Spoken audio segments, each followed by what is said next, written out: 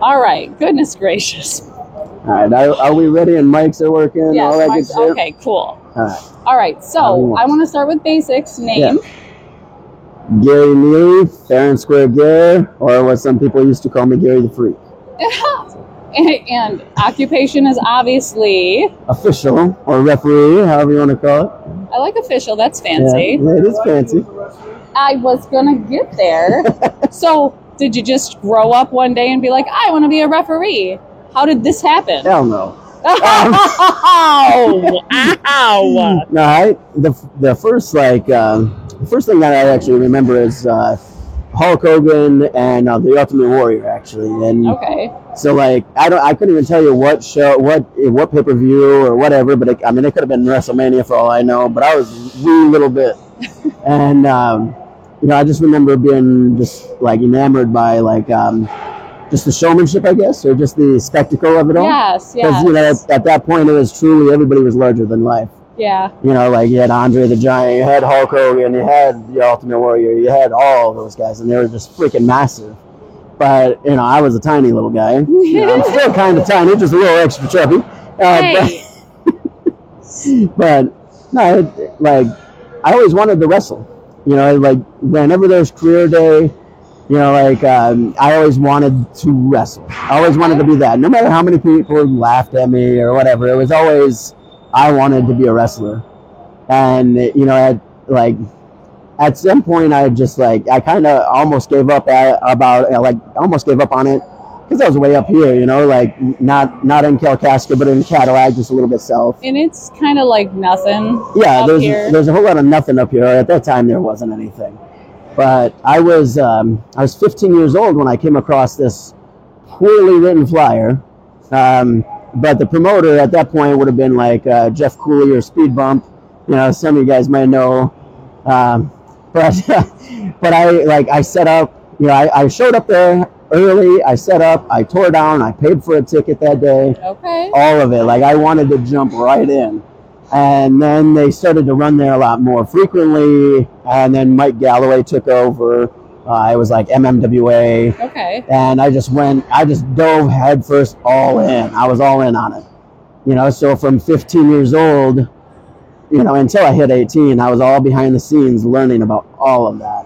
And it was the coolest thing in the world, I got to meet and get to know King Kong Bundy, Luna Vachon. Those two I was on first name basis with. Ooh. And there were two that I could actually genuinely call a friend. Okay. And just I had such a huge opportunity there to learn from a lot of people, learn from Dan Severn. I went throughout all of that, and then I kind of just hit 18. I went through kind of a bad situation. Things kind of fell to the wayside with wrestling, and I was I was kind of just in limbo at that point. Okay. So, I don't know if you want me to keep rambling on. I do. No, please keep talking. But at one point, I legitimately bought a bus ticket to go live with my brother, because at that point, I was senior in high school. I was completely living on my own, living in my car, living with friends. Stupid hard, so hard. But that's the life that I kind of lived at that point, and I literally bought a bus ticket to go live with my brother. Okay. And literally. Where was he? Washington, the state of Washington. Wow, so it would have been West Coast at that point. And, it was I don't know how to explain it other than I had gotten I was at work and I had somebody come to the back and they told me that some guy was there to see me. Okay. And I walked out. I was kind of angry at that point because I thought it was somebody that basically one of my brothers had been mooching some money off of me, and I thought it was him, and then I walked out the door, and there stands Eric Freedom, who, I know that you guys know who he is, but Eric Freedom's the one that actually trained me, and I trained with him every day for hours at his house, and at that point, he had just moved up from Chicago, and, he didn't have a ring at that point. I was literally, bumping on the ground, bumping on a mattress on the ground, I was learning all of that stuff, and I really didn't have a whole lot of ring time when it came time for my first show. Okay. You know, my very first match. Like, I had a little bit of ring time. I traveled on the road with him a little bit to, like, Minneapolis, Chicago, That you know, sounds fun. a little bit everywhere, a little, like, Milwaukee, Okay. Menominee Falls area. So I traveled a lot like that in the very beginning, and, you know, I was literally training only 4 weeks when I had my very first match. Wow. And the crappy thing about that is that the person that was supposed to record the event, like, it was a big outside event in Cadillac, so my hometown, huge crowd. It's like 400 plus people out, you know, in the park there. It was a lot of fun, and somebody just forgot to hit record on the damn camera. Oh, wow. Oh, So- that makes my heart hurt. I know, like, my very first match ever, it was against my trainer, you know, which, Oh. you know, that was kind of freaking awesome, but, like, then I couldn't rewatch it back to look at everything. Oh. You know, so, you know, like, and obviously I was a little awkward hitting ropes and doing little things like that because I had literally just a few hours of actual in-ring time. That's unreal. I can't Yeah. even imagine. They Yeah. were just like, here you go. Yeah, yeah. Have a time, buddy. And my second match ever was against my friend Buddha or Sean. It was him and I in the opening match for what people would know as Wrestle Rage down in Chicago. Okay. It's the company's called POW now. It used to be called Classic Championship Wrestling. Now it's purely Obsessed Wrestling World or something like that. Okay.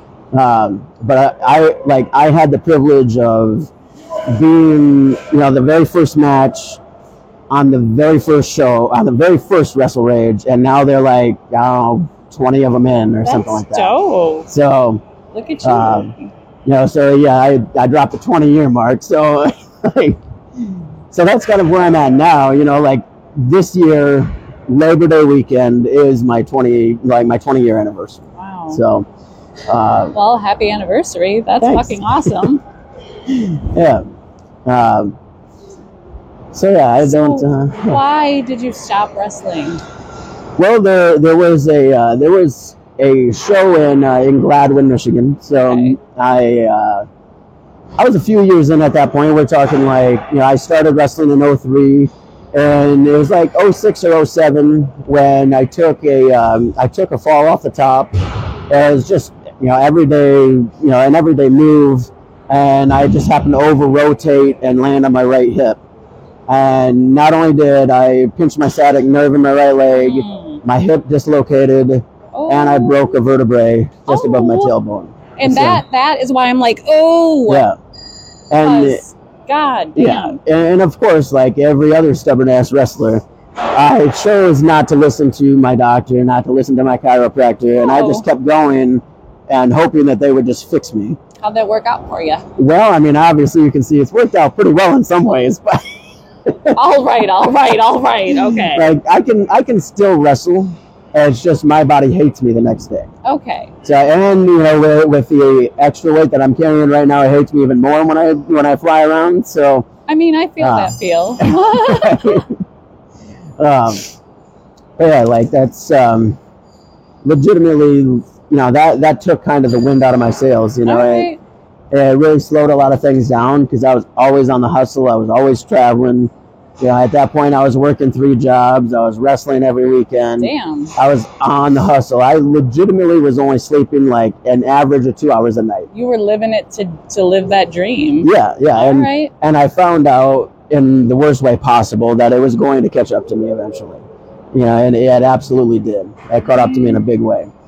So now, like present day, fair and square gear, this time I sleep 7 hours a night, or attempt to. You know, I work one job. I might work a lot of hours for that job, but I work one job. But I mean, I feel like capitalism. Right. Like you can't really help but work a lot of hours at the Right. one job. Right. And, you know, then, you know, up until this year, I was traveling all over as a ref as well. And Yes, you were. I was pulling everywhere, double sir. shots, and like I was everywhere, like you know, all over Michigan mostly. I was down at AAW a little bit. Paradigm, Were you in Indiana? yep, Paradigm Yeah. Pro. Yeah. Yeah. I Yeah. thought so. So like I love Paradigm, and I would always go back there because those guys Like, shout out to Gary Wilson. That guy took care of me every fucking time. Oh, that's So nice. he's a phenomenal promoter, a great person to work with, and like he's got an amazing product. So That's kind of how I low key judge. Like if I think a promotion is a good promotion, yeah, is Gary involved in it? Did Gary post about it? Let's go look. Oh no, I don't Right. see anything. No, thank you, sir. right. Like, Yeah, there's obviously now I don't talk with my trainer anymore. Like, we had a pretty big falling out, several of them really, but there's never any hate there, okay, at least on my end. But I think that he strongly dislikes me. I mean, you And- can't please everybody. Right, and unfortunately, like it stemmed.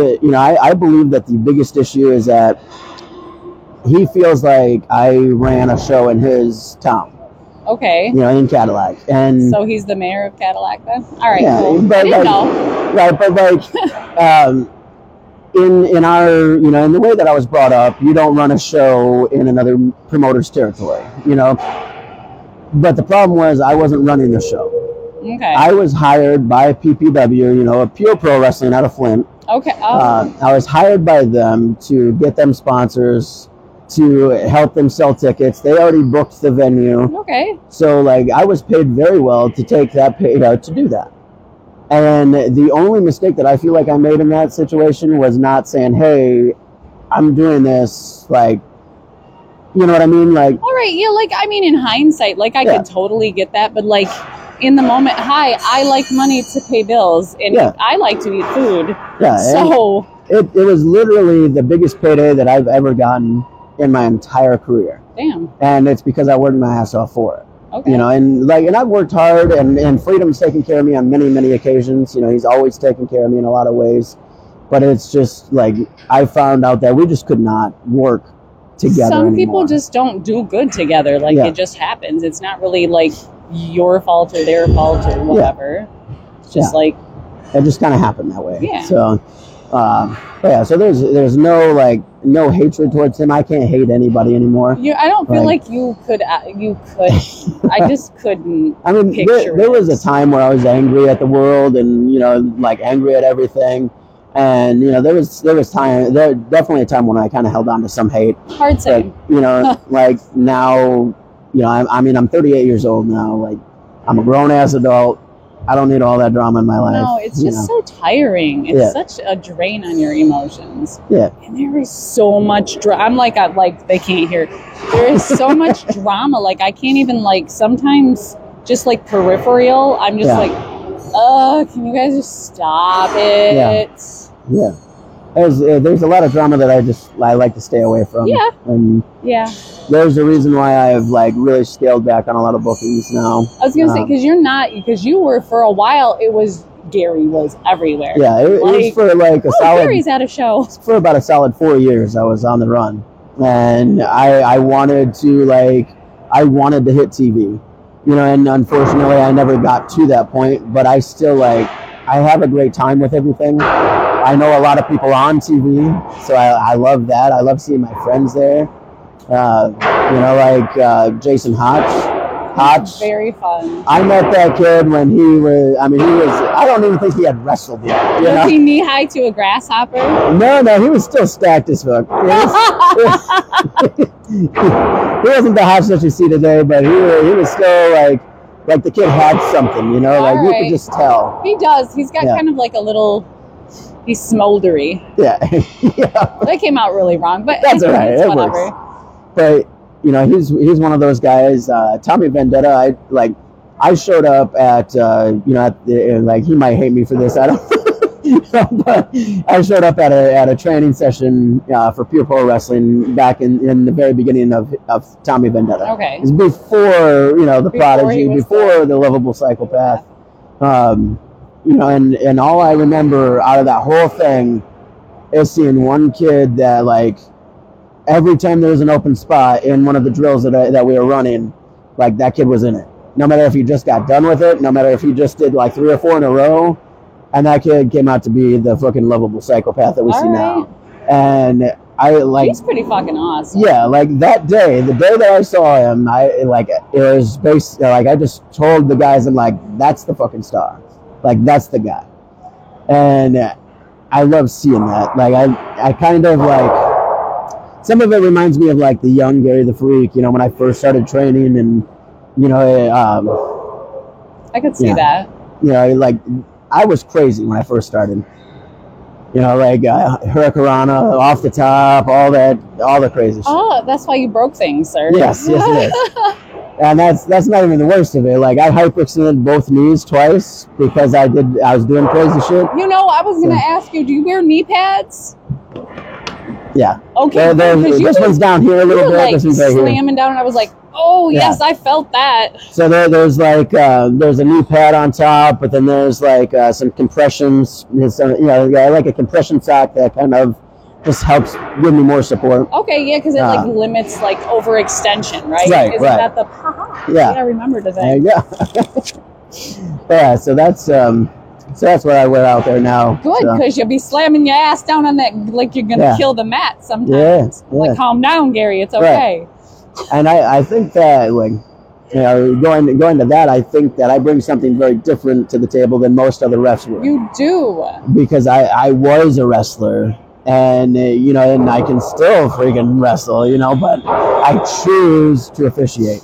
See, and I like that. It's because I know there's like referees that like turn into wrestlers that like do their things or whatever, pay their dues. Yeah, that's how most of them start. Right, which is a very unique perspective, like as a wrestler. But I think it really does make you a really good referee. I know we've discussed this before, but like you stay out of people's most of the time. Most of the time. Sometimes I'm like, oh God, they're gonna kill Gary. He's gonna die today. Right. But you're like, scoot. Yep. So the hardest match today for me to stay out of the way was actually the tag match. You know, like I mean, yeah, the 6-way too, but the tag match. Because I was like, you had like 6 people, large. Yeah. They were large men. Yes, but the tag match with the Rascals and DTA, those guys were always on the freaking move, and they were really bouncy. Yeah, and it's hard because I try to stay out of everybody's way that's ringside, that's recording, taking pictures. I feel like it's a hard balance. I'd be like, I don't know where to do things. Yeah, sometimes you have to cross in front of somebody else's path to be able to get out of the way of what the guys are doing in the ring. You know, and I try to limit that as much as possible. You know, and I've dealt with multiple roaming cameras, multiple photographers. I've dealt with all that craziness. So now people generally love you. Yeah. I love you. Thank you. I will fight them on So I'm like Donkey Kong. I don't really fight. But like, I know sometimes people don't. Well, sure. How do you deal with people like that? Like, do you deal with people, or do you even acknowledge them? I have no issues with like if they have a different feeling about a ruling that I make. It's just what it is. You know, I just look like if they're getting after me in the middle of a match, I might look back and say, hey, remember fair and square gear. You are fair and square, but that's the thing, and people don't like that. Right, and I mean, obviously, like the people that I know, the friends that I've cultivated in this business, a lot of them I officiate for, and a lot of them I might be friends with all of them in the ring, or maybe 1 or 2 of them in the ring, whatever the case may be, and sometimes not any of them. I might not know some of the people that I'm officiating for, but like. You have to put all that stuff aside, and you have to be able to call everything as you see it. No matter what the fans see, it's all about what I see. Yeah. And like, would I like to be able to do like live replays or something crazy? Sure. But but that kind of, it takes away from because it really is like, okay, so like you weren't looking or whatever. Yeah. And somebody like did a bloop thing, and then he was like, oh, and then you turn around and you count that's kind of the whole point. Like, this is like real life. Like, shit like that happens. You don't always see stuff like that. Right. And so sorry about all the bunny quotes. No worries. But I mean, I love it when people are just vocal. So like, if they're vocal and angry at me, at least they're vocal. At least they're having a good time. I have very thick skin, so they can't say anything to me that's going to upset me. I mean, they can say things about other people that'll upset me, but not about me. Fair enough. Fair enough. Fair enough. Yeah. All right. When my